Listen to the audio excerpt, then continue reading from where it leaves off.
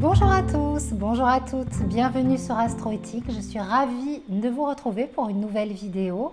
Une vidéo où nous allons accueillir ensemble le yin de l'automne et où nous allons bien sûr parler de la pleine lune qui aura lieu le 25. Et l'équinoxe d'automne, c'est le 23 septembre.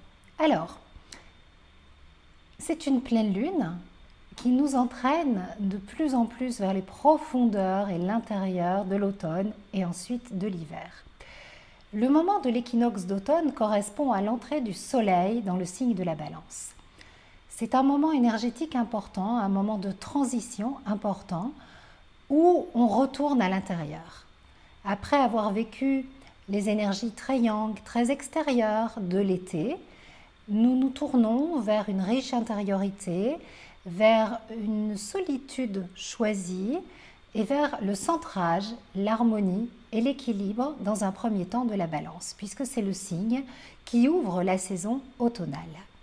Et c'est intéressant de voir que la saison automnale, une saison où les couleurs sont magnifiques, débute avec un signe d'harmonie, d'équilibre, de centrage. Lorsque le soleil est en Balance, il nous est demandé, ou nous sommes invités en tout cas, à nous centrer pour équilibrer les plateaux de la Balance et créer l'harmonie autour de nous pour installer une paix à l'intérieur de nous. C'est l'invitation de la Balance et c'est l'invitation de ce passage de l'été à l'automne. Les moments d'équinoxe sont toujours des moments importants. Ce sont des fêtes sacrées et elles sont fêtées depuis la nuit des temps, c'était le temps des récoltes. Donc c'est une seconde récolte. Donc ce qui se passe en ce moment est vraiment à prendre en considération. Et déjà, dans un premier temps, vous pouvez essayer de noter, remarquer tout ce que vous avez engrangé ces 6 derniers mois, ou même depuis l'année dernière. Quelle est votre récolte? Et vous allez pouvoir la célébrer, cette récolte. Ça, c'est l'invitation de l'équinoxe d'automne, c'est l'invitation de la fête des récoltes, c'est l'invitation de Mabon, de la fête sacrée de Mabon. Le temps de l'équinoxe, donc le temps de l'entrée du soleil en Balance, vous ouvre les portes de l'harmonie et de l'écoute. Avec la Balance vient le temps de la communication bienveillante. Pour une communication bienveillante, il faut oser parler de soi avec sincérité, avec franchise, avec authenticité, mais surtout, il faut apprendre à gérer son écoute. Parce que souvent sur nos oreilles, on met un filtre de dangerosité. On l'avait vu l'année dernière dans le programme d'abondance lunaire, et cette année dans le programme d'abondance solaire, on évoque un autre travail que l'on peut faire avec la Balance. Il s'agit d'un travail autour de faire les bons choix, apprendre à faire les bons choix. Donc dans cette vidéo, je voudrais revenir sur ce qui a été transmis l'année dernière dans ce programme d'abondance lunaire si riche. Eh bien, c'est gérer son écoute. Pourquoi je vous parle de ça? Parce que Mercure, planète de communication, est conjointe au Soleil en Balance et elle forme un trigone avec Mars, conjoint Lune noire. Et puis la Lune est en Bélier, conjointe à Chiron, le guérisseur. Donc c'est une pleine lune de guérison vers laquelle nous allons. Et Mercure m'ouvre toujours la possibilité d'un dialogue. Et c'est un Mercure en Balance, donc c'est un dialogue bienveillant, ouvert. Mais il n'y a pas de possibilité de communication bienveillante sans écoute, bienveillante ou neutre. Communiquer, ça demande avant tout de gérer son écoute. Gérer son écoute, c'est quoi? C'est poser un filtre d'amour sur vos oreilles pour entendre le meilleur, pour entendre ce qui vient du cœur, pour entendre peut-être la blessure derrière ce qui vous agresse. Si vous écoutez et entendez tout avec un filtre de dangerosité, vous ne pouvez pas vous ouvrir, vous équilibrer, vous centrer et avoir un dialogue ouvert et harmonieux. Vous ne pouvez pas entendre avec le cœur. Si vous placez un filtre d'amour sur vos oreilles, vous allez capter le message subtil Et là, vous allez pouvoir vous équilibrer. N'oubliez pas que l'équilibre est en rapport avec l'oreille interne. Donc, ce n'est pas anodin ce que je suis en train de vous dire. C'est gérer son écoute, ça nous apporte un grand équilibre. Et placer un filtre d'amour sur nos oreilles, ça nous apporte l'équilibre. Quand on apprend une mauvaise nouvelle, on est déséquilibré. On a besoin de s'asseoir. Notre équilibre est en rapport avec notre écoute. Et donc, plus notre écoute sera ouverte, aimante, harmonieuse, plus elle viendra du cœur, mieux notre communication pourra s'établir et nos relations et l'harmonie se mettra en place dans votre temple, dans votre demeure, dans votre maison. C'est un des travaux de la balance, c'est un des objectifs. J'avais vraiment envie de revenir sur ce point parce que on a quand même encore des aspects assez virulents dans le ciel qui génèrent beaucoup d'irritabilité et d'excitabilité, de colère, de disputes et de conflits. Le carré entre Uranus, Mars et Vénus se dessert, mais Mars est quand même encore conjoint à la Lune noire, au carré d'Uranus. Il peut y avoir vraiment... vous savez, la Lune noire, c'est quand on appuie là où ça fait mal. Et donc, il peut y avoir vraiment quelque chose qui appuie là où ça fait mal. C'est tranchant, c'est abrupt. Cette Lune noire, conjointe à Mars, elle porte de l'agressivité en elle. Donc, la communication non violente, la communication bienveillante, l'écoute, le fait de placer un filtre d'amour sur vos oreilles pour ne pas écouter ou entendre tout avec un filtre de dangerosité, ça va forcément beaucoup vous aider. C'est quoi le filtre de dangerosité? Bien sûr, c'est nos mémoires. C'est quand, dans la communication, tout a été transmis dans la peur. C'est quand on s'attend toujours au pire. C'est quand on sursaute parce que le téléphone sonne ou quand on est à l'affût d'un message avec toujours la sensation qu'on va apprendre une mauvaise nouvelle. C'est ça le filtre de dangerosité, entre autres. Donc, essayez et pensez-y, et c'est un petit exercice tout simple. Je me revois encore dans une discussion houleuse où je me sentais agressée et où je me rendais bien compte que la personne en face ne faisait que décharger, extérioriser ses peurs et vider son trop-plein, mais que si je ne plaçais pas un filtre d'amour, la discussion allait s'envenimer et j'allais être le réceptacle de ce trop-plein ou la décharge, donc une poubelle. Ça ne m'intéresse pas trop, donc je me suis visualisée, j'ai visualisé ce filtre d'amour sur mes oreilles et ça a changé tout, ça a changé mon écoute et donc ça a changé ma capacité à dialoguer. J'ai entendu le vrai message derrière le trop-plein, l'agression, ce que je percevais comme une agression, en fait.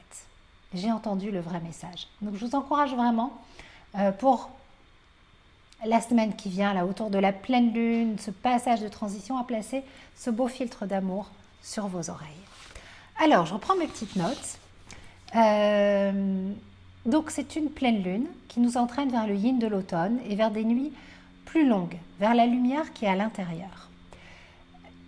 En fait, au moment de l'équinoxe, on va basculer vers ce yin de l'automne et la pleine lune va nous renforcer dans cette intériorité. Déjà, tout simplement parce que au moment de la pleine lune, il y a un basculement d'énergie où on était dans l'extérioralité et on rentre à l'intérieur. Et là, on va allumer une flamme sacrée, la flamme d'Hestia. Pourquoi? Parce que quand on regarde le thème de cette pleine lune, nous avons la lune pleine et ronde en bélier, le soleil dans le signe de la balance et Saturne en planète apex conjointe à Vesta ou à Hestia, qui est donc la déesse du foyer, du centre et du feu sacré. Alors, Hestia, ce feu sacré, cette flamme intérieure. Hestia, c'est une déesse que nous portons en nous, c'est un archétype avec lequel vous pouvez travailler. On porte ces archétypes à l'intérieur de nous en tant que femmes. C'est la déesse du foyer. C'est une femme qui va dans une... C'est une solitude intentionnelle. Sa quête spirituelle est très importante. Et conjointe à Saturne, il s'agit même d'une quête de sagesse et d'équilibre. Elle n'a pas peur de se retrouver seule avec elle-même, elle l'aime, elle affectionne ces moments-là.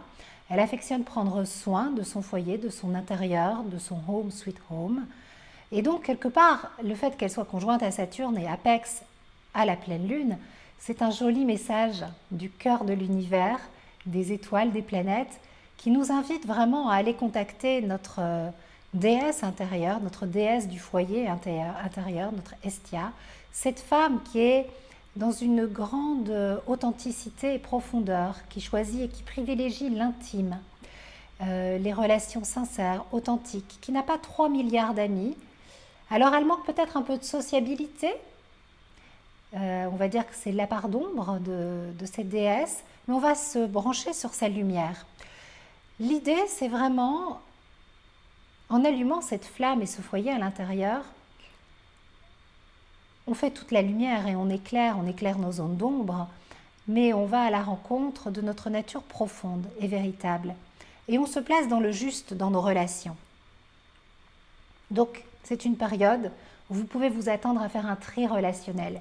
Les carrés Uranus, Mars nous y aident, accélèrent, il peut y avoir des crises, ça peut passer par des clashs, mais essayez de le faire dans la douceur et dans la vérité de votre être intérieur et profond, en prenant ce moment pour vous, où vous faites un petit peu le tri entre ce que vous gardez et ce que vous ne gardez pas. La balance, c'est un moment où on fait le tri. On fait le tri pour trouver l'équilibre. Alors le tri qui était fait, c'était un tri de nourriture. Qu'est-ce que je garde pour les longs mois d'hiver? Qu'est-ce que je jette? Qu'est-ce que j'ai encore besoin? Qu'est-ce que j'ai envie d'avoir avec moi? Qu'est-ce que j'emporte de l'été avec moi pour cet automne et cet hiver? Et qu'est-ce qui est superflu, inutile, qui ne me sert plus à rien? On refait un ménage. Au moment de l'équinoxe d'automne, on refait le ménage, on fait le tri, on essaye d'y voir clair. Donc, prenez le temps de contacter ce ménage intérieur, cette déesse à l'intérieur de vous, cette Estia, qui est en quête de sagesse et qui est intéressée par la profondeur, par l'intime, par les partages réels et sincères. Ce qu'il faut savoir, c'est que chez Estia, il n'y a pas d'ambition sociale et de quête de valorisation. C'est une quête intérieure très forte. Il n'y a pas de notion d'ambition-compétition. Il y a une recherche sincère et authentique de profondeur. On est vraiment dans le basculement du yang au yin. Le signe de la balance est associé au partenariat, à la maison 7, donc la maison des unions, des partenariats, du mariage, des associations, des contrats que l'on signe. Dans vos relations, essayez de vibrer de cette énergie féminine, douce, sans compétition, sans ces valeurs désuètes d'un masculin qui est dans la compétition. J'avais une discussion magnifique hier, j'ai vraiment eu une discussion qui était passionnante avec mon éditrice, où on parlait justement des valeurs du féminin et des valeurs que l'on souhaitait mettre en avant dans le livre que je suis en train de finaliser et qui sortira au printemps prochain et qui vous parle de tout ce voyage autour des signes du zodiaque. Je vous en dirai plus quand ça sera, ça sera le moment d'en parler, mais je voudrais partager avec vous l'essence de notre conversation. On se disait que il y avait un appel, on était porteuse d'une vision, porteuse canal en tout cas de cette vision pour l'évolution du féminin, et que si c'était pour créer et avancer dans le féminin en reprenant les valeurs du masculin de la compétition, on allait abîmer cette douceur, ce rythme. Ça a été une merveilleuse rencontre pour moi, cette rencontre avec Cathy. pour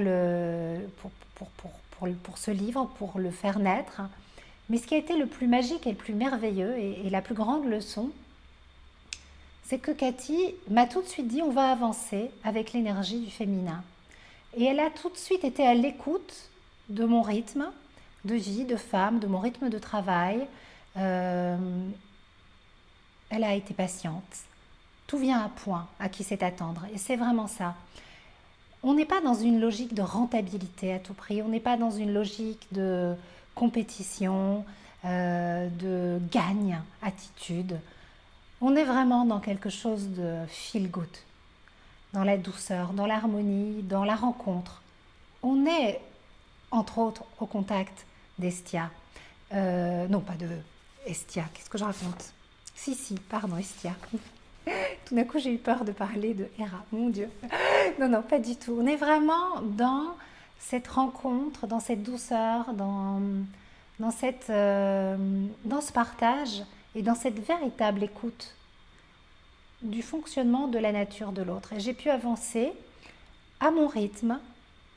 Et je pense que ce livre sera porteur de ces valeurs-là. Donc, essayons maintenant que nous avançons et nous allons vers la balance, vers cet équilibre, vers cette harmonie,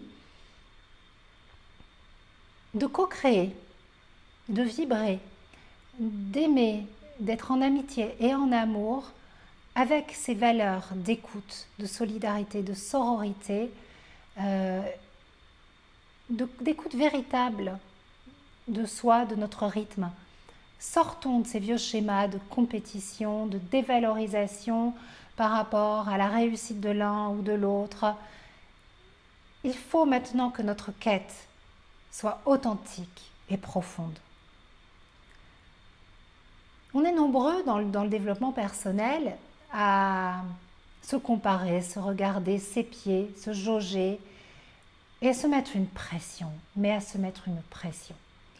Parce qu'il y a derrière un besoin de valorisation et moi la première, j'ai pu tomber dans ces pièges, mais je veille profondément maintenant à rester alignée et même à ne pas être en compétition avec moi-même, avec l'idée que je me fais de moi-même, avec les attentes que je me mets qui sont encore des fois trop exigeantes. Et c'est pour ça que des fois, il y a des vidéos normalement je fais une vidéo sur la balance, là il n'y en a pas, je mélange tout parce que j'ai pas le temps, parce qu'il y a d'autres priorités. Le temps de la balance nous invite à faire des choix profonds, des choix authentiques, et ces choix, il faut qu'ils sortent de ces notions de il faut, je dois, comme je vous disais dans la dernière vidéo, c'est maintenant... allez, c'est le bon moment pour lancer tel produit. Ouah, stop. On s'épuise à fonctionner comme ça. Et surtout, on n'en voit pas du juste, du bon, du beau, du vrai, du sain. C'est du fake. Donc, essayons de continuer à avancer avec ces valeurs du féminin dans la douceur et dans l'harmonie. C'est un message vraiment important. Peut-être que je le fais passer de façon un peu maladroite ou que je me répète un peu trop. Mais en tout cas, c'est un message qui vient du cœur. Alors, le choix. Choisir, ça peut être douloureux et ça peut être difficile. Et c'est de ça dont on parle dans le programme d'abondance solaire avec Valérie. Alors, comme j'ai accumulé beaucoup de retard, parce que j'ai eu des problèmes perso assez importants, comme je ne suis pas dans la compétition avec moi-même, et que le soleil rentre dimanche mais que je ne suis pas prête, le coaching et l'astro-coaching d'abondance solaire sera disponible lundi soir ou mardi matin au plus tard. On va d'abord travailler avec l'équinoxe d'automne, tout va bien. Cet astro-coaching qu'on vous propose avec Valérie, il est sur apprendre à faire le bon choix. Et le bon, je le mets entre guillemets. Qu'est-ce que c'est que faire le bon choix? Comment être sûr qu'on fait le bon choix quand on a peur de se tromper? Voilà, c'est tout un travail autour du choix. Parce que s'il y a bien une chose que la balance nous enseigne, c'est l'art de faire des choix, de faire les bons choix, les meilleurs choix possibles, La balance nous dirige vers Saturne, vers notre autonomie, vers l'énergie de l'homme ou de la femme responsable. Les enfants ne font pas des choix, les adultes font des choix. Quand nous ne parvenons pas à faire des choix, c'est qu'il y a une part d'enfance à l'intérieur de nous, un vol d'enfance qui nous interdit de renoncer. Et c'est tout le travail, tout l'astro-coaching qu'on vous propose avec le temps de la balance. Donc il sera en ligne lundi soir ou mardi matin. Et je vous invite à le découvrir parce que c'est un programme très complet avec une posture de yoga pour vous aider à vraiment aller dans ce corps pour trouver l'équilibre, un moonboard rédigé par Émilie où vous travaillez avec les 12 phases solilunaires, un cahier solaire que je n'ai pas terminé de rédiger, que je vais prendre le temps de rédiger lundi et de finaliser lundi, entre autres choses. Et puis nos 3 vidéos avec Valérie, 3 astro-coaching pour apprendre à faire les bons choix. Donc ça sera lundi ou mardi. En attendant, je vous invite à découvrir le fantastique rituel d'Émilie, le rituel pour l'équinoxe d'automne et pour Mabon. Alors, ce rituel, 13 pages que vous allez imprimer, plus 3 supports vibratoires. Au format PDF, vous pouvez l'imprimer ou le garder comme ça. Ce que je vous conseille, c'est d'imprimer les supports vibratoires ou alors vous avez votre petit cahier de rituel. Alors, c'est un rituel qui a été composé bien sûr par Émilie avec beaucoup d'amour et de talent. Autour de tout ce que cette période de Mabon nous propose de faire. C'est un rituel que vous pouvez faire à partir de dimanche jusqu'au 29 septembre. Je vous conseille de l'imprimer et de vous y préparer. Il y a un temps de préparation, de nettoyage et ensuite vous allez avoir besoin de certaines huiles essentielles. On vous met les liens. Tout reste très ouvert, très doux, très fluide. Si vous n'avez pas envie ou vous n'avez pas la possibilité d'acheter les huiles essentielles, vous pouvez toujours vous connecter à l'essence, à l'énergie de ces huiles. Elles vont agir à un niveau vibratoire. L'essentiel, c'est de faire quand il y a l'appel du cœur, ce rituel, et quand, avec l'énergie du cœur. Vous pouvez utiliser vos pierres à vous, vos vibrations. C'est une trame, mais c'est une trame qui suit des chemins, de l'expérience, quelque chose de très subtil. En premier lieu, on va travailler avec l'énergie du pardon, parce que c'est le moment de pardonner. C'est le moment du grand pardon. Les fêtes religieuses sacrées sont pas là par hasard. Elles viennent toutes nous parler du temps qui passe, de cette période que nous vivons, pour pouvoir avancer et semer de nouvelles graines, profiter de la récolte. Il faut purifier son corps, son cœur, et faire un travail de pardon. On retrouve ça dans les énergies de cette pleine lune. Chiron, le guérisseur, est conjoint à la lune. Chiron, c'est un astre de guérison. Donc, qui dit guérison, dit pardon. Donc, il va y avoir un premier temps de rituel, un travail autour du pardon. Ensuite, la récolte. Comme je vous le disais tout à l'heure, c'est une récolte. Prendre conscience de ce que nous avons récolté, éprouver de la gratitude, ressentir profondément. Et puis, se dire, bon ben voilà ce que j'ai semé l'année dernière ou au printemps dernier, ou même à l'occasion de l'ITA, et puis voir ce qui n'a pas pu éclore. Et quelles sont les nouvelles graines que l'on souhaite planter. Mais c'est des graines qui vont d'abord grandir à l'intérieur avant de sortir au printemps prochain. Donc, il va y avoir un moment pour planter de nouvelles graines. Et enfin, le must du must pour moi, ce que j'ai préféré dans ce rituel, c'est le travail pour la Saint-Michel, le 29 septembre, pour trancher les liens avec l'archange Michael. Voilà, ça c'est un travail magnifique. Et si vous vous donnez le temps, en plusieurs rendez-vous avec vous-même, de faire ce rituel, son rituel pour Mabon, entre le 23 et le 29 septembre, ou même le 24 et le 30, Pour cette période d'équinoxe, quand vous entendrez ce message, quand il y a l'appel du cœur, quand c'est le bon moment pour vous, je vous assure que vous allez avancer dans le sens des planètes, avancer dans le sens des énergies qui sont envoyées par le cœur de l'univers, vous sentir profondément ressourcé, nettoyé, régénéré et surfer, mais complètement sur la vague de tous ces transits planétaires qui sont parfois chaotiques. Pourquoi? Tout simplement parce que vous vous reliez à votre lumière, à la source, et vous allez dans le bon sens de la vie, dans le bon sens de la roue du zodiaque, tout simplement. Voilà, c'était pour cette vidéo sur la pleine lune. Donc, en récapitulatif, donc une pleine lune qui nous entraîne vers le yin de l'automne, vers les nuits les plus longues, vers la lumière qui est à l'intérieur, qui se place dans l'énergie de Vesta Estia, déesse du foyer, du centre, du feu sacré, donc une invitation à trouver notre centre. Estia nous parle d'indépendance intérieure et de solitude choisie et de retrouvailles avec nous-mêmes, donc je vous souhaite de merveilleuses retrouvailles avec vous-même. Sa quête est une quête spirituelle, mais conjointe à Saturne, c'est une quête de sagesse. Sagesse de Saturne que l'on retrouve dans tout ce temps de la balance, puisque Saturne est exalté dans le signe de la balance. Saturne qui nous invite à contacter l'adulte pour travailler avec le choix, la vibration du choix, faire les bons choix, renoncer, mais il faut que ce renoncement soit facile et fluide. Et tant qu'on est blessé et qu'on est l'enfant intérieur blessé, on ne peut pas renoncer. C'est impossible.